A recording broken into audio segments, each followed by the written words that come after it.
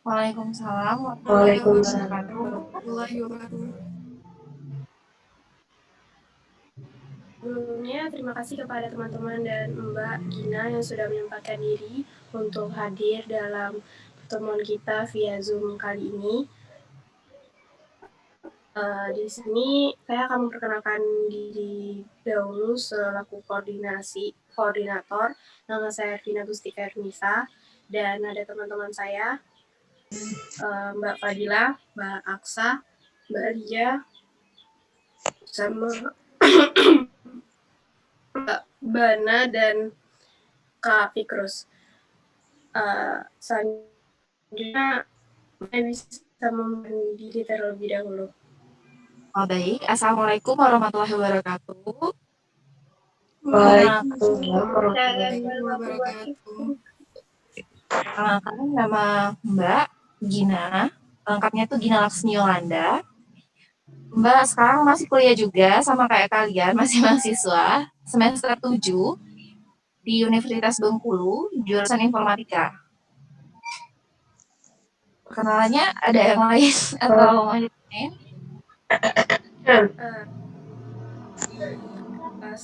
Sepertinya sampai situ saja sudah cukup. Selanjutnya kita akan langsung mulai ke wawancaranya saja yang akan saya serahkan pada Mbak Fadila. Silakan. Oke, assalamualaikum semuanya. Salam. Ya. Sebelumnya saya terima kasih untuk waktunya. Saya mau bertanya sedikit nih tentang usaha online sama Mbak Gina. Dan sebelumnya Mbak Gina, saya ingin mengganggu waktunya sebentar, boleh?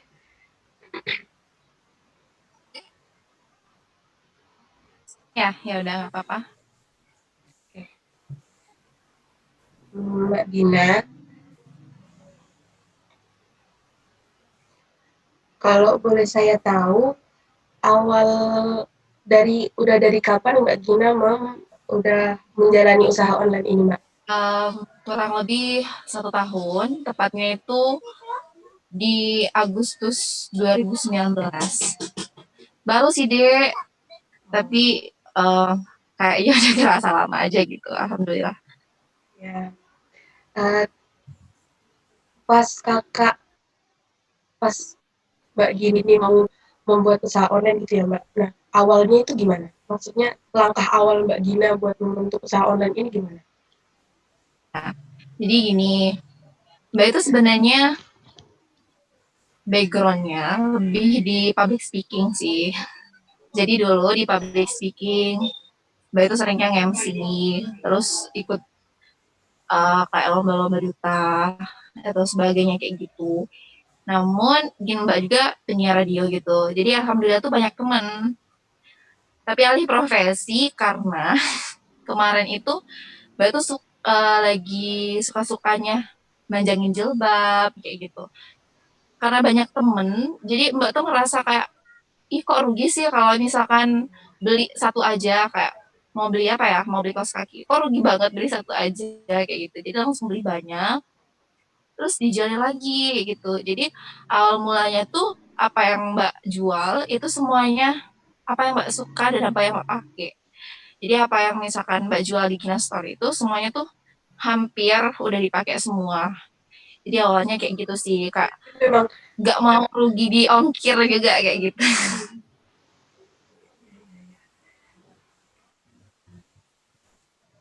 berarti semua memang dari Mbak Ginanya sendiri ya, maksudnya kayak misal selera Mbak Gina gitu, Iya, yang sesuai dijualnya. style Mbak.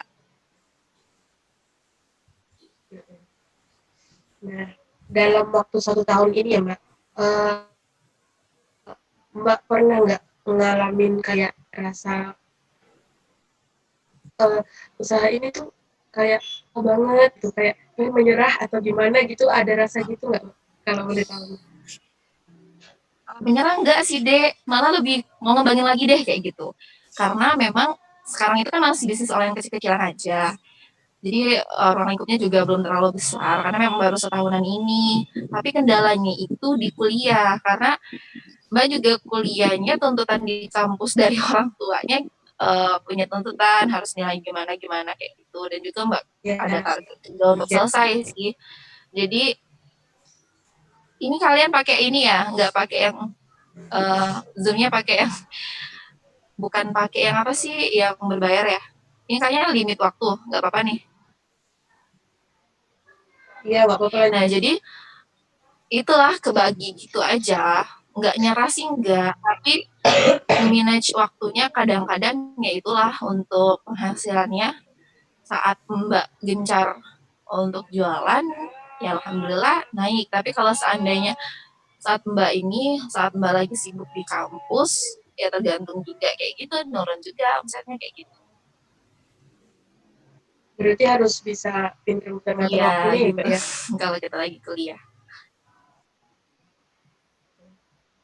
Eh, aku mau tahu nih Mbak, apa motivasi Mbak Gina bisa berjalan sampai 1 tahun ini? Oh gitu. Hanya gini deh, Mbak dulu, kadarullah orang tua Mbak itu kerjanya swasta. Jadi mereka punya usaha jualan Ya, sama kebun dulu di dusun. Waktu Mbak SMA, kalian ini semester berapa? Semester 1 ya? Baru masuk atau ada yang semester berapa? Baru masuk. Semester 1 ya? Nah, jadi ya. Mbak dulu ceritanya, ini cerita ya. Mbak dulu awalnya mas di kelas 3 itu Mbak masuk ikutin 3 seleksi SNPTN, SPAN PTKIN sama jalur prestasi D3 IPB. Kadarullah semuanya dapat. Di UIN Suka, Mbak dulu dapatnya Alhamdulillah. jurusan perbankan syariah kalau nggak salah. Di IPB D3 manajemen informatika sama di UNIP S1 informatika. Tapi dek, Mbak itu konsep awalnya liatin orang tua. Kita tuh nggak boleh maksa orang tua, dek. Kita punya keinginan, ingin kayak gini, tapi kita lihat lagi orang tua kita kira-kira mampu nggak kayak gitu. Nah, jadi disitulah Mbak putuskan untuk tetap di UNIP. Dan memang dari awal Mbak tuh mau usaha kayak, tapi belum tahu usaha apa kan. Baru tahun lalu yang terrealisasi mau usahanya usaha apa. Dan alhamdulillah yang melatar belakang Mbak itu dari situ kan keluarga Mbak kadarullah usahanya bangkrut. Jadi dari semester 3, alhamdulillah kalau kuliah Mbak itu nggak bayar lagi. Maksudnya nggak minta sama orang tua. Pun semester 1, 2, 3 tuh nggak terlalu terbebani juga orang tua. Insya Allah nggak terlalu terbebani karena Mbak juga nyari-nyari sasaran kayak gitu. Terus kalau dari Mbak jualan ya, dari Mbak jualan, sebelum jualan kan Mbak nge-MC juga. Itu Mbak, alhamdulillah nggak ada minta jajan jajan sama orang tua deh. Jadi itulah yang melatar belakang Mbak, Mbak tuh udah dewasa. Udah menginjakan bangku di udah menginjakan kaki di bangku kuliah. Menurut Mbak itu udah dewasa dan Mbak tuh mau nantang diri Mbak, ya udah jangan ngerepotin orang tua lagi. Kamu tuh udah dewasa, nyari duit sendiri, jajan cari sendiri. Tapi Masya Allah, Alhamdulillah ya kekabul. Alhamdulillah tuh itulah Mbak, nggak mau ngerepotin orang tua. Gimana caranya? Cari. Yang penting halal gitu. Masya Allah, Alhamdulillah ya itulah yang jadi itu Mbak. Dan Masya Allahnya bukan hanya mencukupin di diri Mbak sekarang, Alhamdulillah pun bisa ngebagi untuk adik, untuk orang tua juga bisa ngebagi. Sampai kan Mbak pindah kan, dulunya di mana Bungku Selatan, sekarang pindah di sini. Tapi alhamdulillah kayak baju Mbaknya, alhamdulillah baju-baju Mbak sekarang itu hasil dari Mbak semua. Jadi nggak, memang bener-bener nggak mau lagi ngebebanin orang tua gitu deh. Dari apa beli apa segala macam handphone atau beli apa segala macam nggak ngebebanin orang tua insya Allah. Itu orang tua yang jadi motivasi Mbak.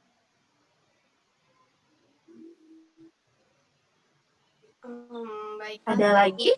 Mbak Fadilanya keluar dari grup. Keluar ya? Dilanjutkan sama Kak Fikrus.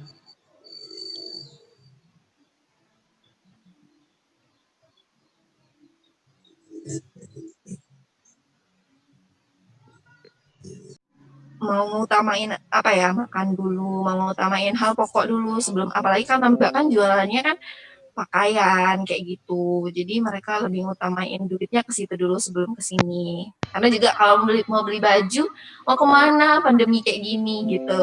Itu sih dampaknya. Apa sih kendalanya sekarang? Cara Mbak untuk bangkit dari keadaan itu bagaimana, Mbak? Cara bantu bangkitnya gini, kan mereka kan butuh di rumah. Mbak tuh mutar otak lagi apa yang mereka butuhkan ketika di rumah. Oh di rumah kalau nggak gamis ya udah mereka butuh daster deh. Soalnya mereka di rumah tuh kebanyakan pakai daster atau pakai pakaian rumah, ya udah Mbak jual pakaian rumah gitu. Piyama-piyama ya udah Mbak jualan piyama. Terus mereka pasti kalau di rumah suka nyemil. Jadi Mbak buka juga. Memang sebelum pandemi sih Mbak juga buka ada Gina Camilan Bengkulu. Di situ bukan hanya pas pandemi, tapi pas pandemi ini karena mereka sering di rumah ya, jadi mereka banyak nge-order kayak gitu. Jadi harus pintar-pintar nyari strategi musim. Kalau sekarang musim ini kan musim bunga keladi nih, ya udah jual keladi kayak gitu. Kalau musim ini ikutin tren. Nah, itu ikutin tren caranya. Oke. Jadi produk apa saja yang Mbak Gina jual? Kalau untuk store Bengkulu itu lebih ke pakaian-pakaian, khususnya pakaian muslimah ya. Kayak yang kata Mbak tadi yang Mbak suka, kayak gamis, jilbab, himar, ya di bawah himar kan, cadar, kaos kaki, sarung tangan, terus sekarang baju-baju daster, baju piyama, tas-tas, Quran, apa sih? Ini speaker Quran, kayak gitu. Kalau di Gina Camilan tuh ya camilan kayak apa sih bakso aci, terus sekarang juga seblak kering. Seblak kering udah lama sih, terus cemilan yang lainnya. Baiklah, sepertinya Mbak Fadila udah masuk lagi ke room kita. Akan dilanjutkan sama Mbak Fadila lagi. Ya, mohon maaf tadi sinyalnya agak sempat hilang. Jadi, oke, aku lanjut ya. Mbak Gina, awal Mbak Gina nanam modal untuk usaha ini tuh berapa Mbak? Kayak modal awalnya. Oh, udah ya? Atau pertanyaannya beda ya? Sama tadi. Tadi katanya ini pertanyaannya dari Alvin. Udah ya? Sudah. Selanjutnya itu pertanyaan yang ke-13 Mbak Fadila. Oke. Gini, Mbak Gina tuh caranya gimana kayak matok harganya gitu loh Mbak, biar jadi terjangkau di mata pembeli juga nggak terlalu mahal, tapi nggak merugikan Mbak juga. Kalau konsep Mbak tuh, walau untung dikit, tapi kalau banyak orang beli, maka untungnya akan berlipat deh. Jadi kalau Mbak matok harganya, Mbak survei sebelum Mbak jualan, pasti Mbak survei harga pasar. Udah banyak yang jual kayak gamis, udah banyak yang jual, tapi Mbak lihat kualitas di sana gimana, terus mereka jual berapa. Kalau mereka jual misalkan 150, Mbak di bawahnya. Ingat kan, ada pernah ke pasar kan ya? Nah, ke pasar, ibu-ibu itu tuh harga Rp1.000, dia rela ke toko sebelah. Makanya Mbak ngematok harganya itu, Mbak konsepnya kayak gini, biarin untuknya nggak terlalu gede sama kayak orang, tapi Mbak matok harganya tidak merugikan Mbak, jadi di bawah sedikit. Tapi kalau kita di bawah sedikit, pelanggan-pelanggan tuh pasti ke kita. Jadi banyak kan pelanggan sama kita, dikalikan aja, akan lebih banyak malah, kayak gitu harganya. Oh iya benar Mbak, benar. Nah, Mbak Gina Store ini udah ada toko fisiknya belum? Kalau untuk tokonya sebenarnya Mbak di rumah sih. Jadi kalau misalkan teman-teman mau lihat barang-barang Mbak suruh ke rumah. Di ruang depan Mbak itu Mbak jadiin tempat-tempat barang Mbak kayak gitu. Belum, tapi kalau orang mau kunjung, iya dibungkul. Kalau misalkan orang mau, ya wes. Tapi kalau itu belum berbentuk toko sih. Kemarin awalnya mau ada sih di depan rumah itu ada kayak 2 toko gitu. Tapi karena rumah Mbak itu kan adalah sama kayak Ervina jalannya jalan buntu. Jadi nggak dibuka di situ. Jadi dia datang di depan. Tapi kalau misalkan teman-teman yang udah pelanggan Mbak tuh, kalau yang udah yang udah sering beli, mereka mau datang ya datang kayak gitu. bisa lihat langsung. Jadi semoga nanti ke depannya Mbak Gina bisa membangun toko sampai sukses, insya Allah, amin. Amin. Nah, Mbak, sekarang kan ada banyak nih pendidikan atau training tentang kewirausahaan, tapi yang ngajar itu bukan wirausaha, yang mengajar itu bukan seorang wirausaha. Jadi cuma mengandalkan buku teks gitu. Nah, pendapat Mbak Gina tuh gimana? Enggak, Mbak itu konsepnya learning by doing. Belajar sambil sambil bekerja, sambil ngejalanin gitu. Ya. Jadi kalau menurut Mbak teori itu jujur Mbak orangnya bukan teoritis. Jadi Mbak kurang sepaham sama orang yang ngajarin teoritis aja. Jadi Mbak belajar wirausaha ini pun Mbak belajar memang Mbak sering ikut kelas-kelas wirausaha, tapi Mbak nggak masuk. Maksudnya nggak gimana ya sama konsep-konsep gitu. Jadi Mbak tuh lebih ke prakteknya. Oh ngelihat temen yang udah usaha gitu, oh itu yang Mbak praktekin. Iya betul. Ini Mbak kurang sependapat sih sama ya dia belum praktek tapi dia udah udah ngajarin. Itu sama kayak kita berilmu belum beramal tapi sudah berdakwah. Padahal berilmu beramal baru berdakwah kan gitu. Ya karena memang kalau sesuatu dipelajari sambil dipraktekkan itu lebih masuk ke kita gitu ya, kayak lebih paham. Iya. Ya tapi tergantung orang juga ya, Dek ya. Iya sih, Mbak. Oke, Mbak Gina, apa harapan Mbak Gina untuk kedepannya dengan bisnis Mbak? Harapan ke depan Mbak sih, Dek, Mbak semoga ya, mohon doanya juga.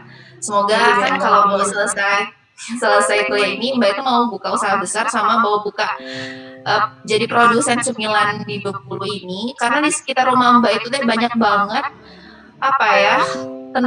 tenaga kerja tapi yang tidak dikerjakan. Jadi mereka tuh banyak nganggur, kasihan sih. Jadi menurut Mbak tuh kita itu deh jadi manusia tuh harus bermanfaat. Sebaik-baiknya orang adalah orang yang bermanfaat. Makanya konsep Mbak, semogalah nanti Mbak bisa buka usaha besar dan buka di Gina Camilan juga bikin produksinya besar. Jadi Mbak mengerjakan tetangga-tetangga kayak gitu.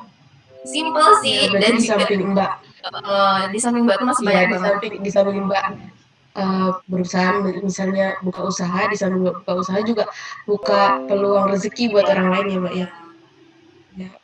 Semoga lancar. Amin. Mungkin ada pesan-pesan buat para calon pengusaha muda, Mbak, ya di kalangan mahasiswa gitu, mungkin ada pesan-pesan. Pesan-pesan Mbak ya, Dek.